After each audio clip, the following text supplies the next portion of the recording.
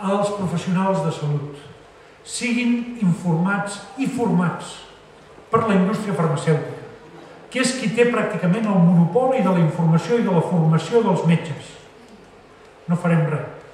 Perquè si els 150 milions de receptes que es fan a Catalunya cada any són 150 decisions basades en el coneixement, estan basades en un coneixement de format.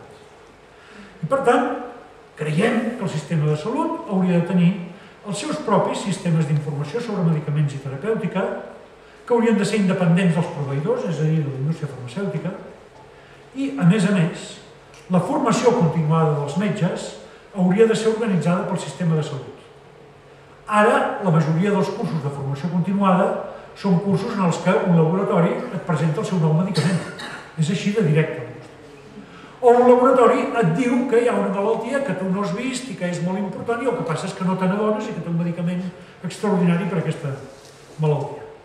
I, naturalment, aquestes dues mesures haurien d'anar acompanyades d'una prohibició de l'activitat comercial als centres del sistema de salut.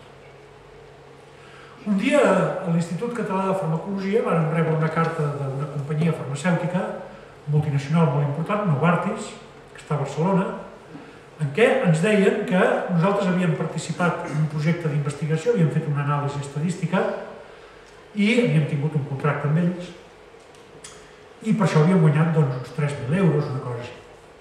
I 3.000 euros que van a la fundació, nosaltres no els cobrem, vull dir que nosaltres no cobrem res de laboratoris farmacèutics. I ara els ingressos de la Fundació de la Indústria hem aconseguit que siguin zero del tot. Però en aquell moment treballàvem en part per la indústria. I per Nadal vaig rebre una carta que deia distinguido proveedor. Felicitem les festes i tal, però amb aquesta carta li volem recordar que la nostra companyia no accepta que vostè faci regals als nostres treballadors per no influir les decisions dels nostres treballadors.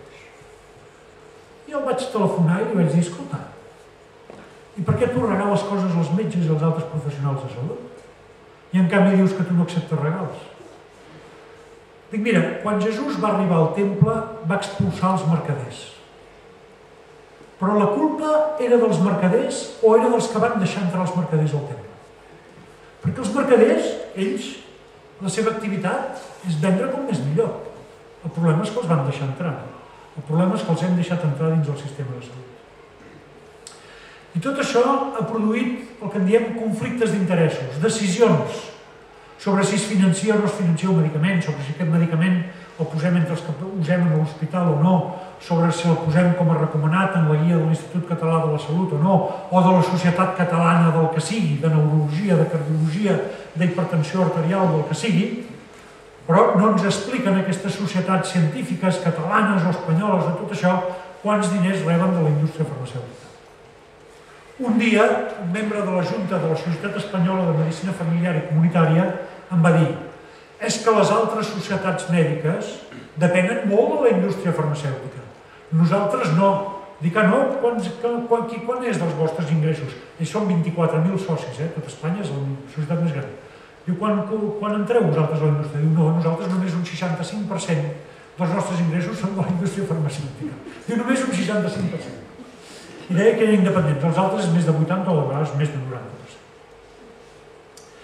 També proposem constituir comissions farmacoterapèutiques a cada àrea de salut, on els professionals de salut tinguin el seu lideratge i que en aquestes comissions tinguin el lloc on discutir amb criteris rigorosos quins medicaments es seleccionen, quina informació es difon entre els professionals, quins programes de formació mèdica continuada s'han de realitzar, quina recerca s'ha de realitzar i també com es coordina l'activitat dels metges de l'hospital amb l'activitat dels metges de primària.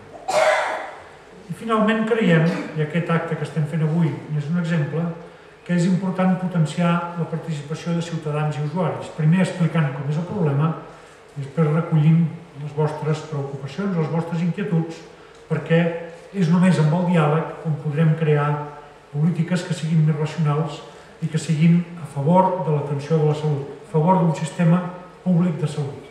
Per concloure diré que l'ús de medicaments té diverses dimensions, com heu vist. Té una dimensió, com hem vist, econòmica, és molt important del sistema de salut i per la salut del sistema de salut, però té una dimensió de salut. És evident que dels medicaments en podem treure molts beneficis per la salut, però els hem d'utilitzar bé i no sempre els usem bé.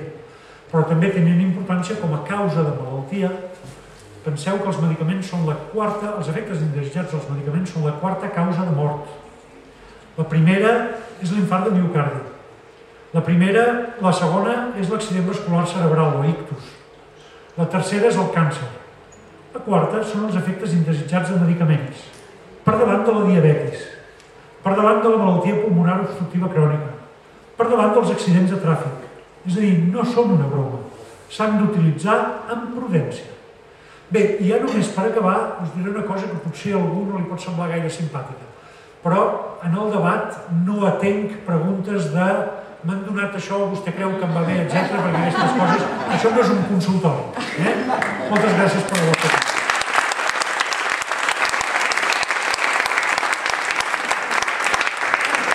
Aquí teniu, si voleu veure, el que ha canviat el decret de llei. Veieu, els treballadors actius que cobren menys de 100.000 euros, que són naturalment la immensa majoria, passen a pagar un 50%, els que cobren més de 100.000 passen a pagar un 60%, els aturats amb prestació passen a pagar un 40%, però els aturats sense prestació passen a no pagar. Aquesta és una bona notícia aquí, i pels pensionistes passen a pagar un 10% i es diu que pagaran fins a un màxim de 8 euros els que tenen una pensió de fins a 18.000 euros i fins a un màxim de 18 euros els que tenen una pensió de més de 18.000 euros. Però això no està molt clar, perquè primer pagaran i després diu que els hi tornaran els diners, però encara no ens han explicat com es tornaran els diners. Moltes gràcies. Bien, ahora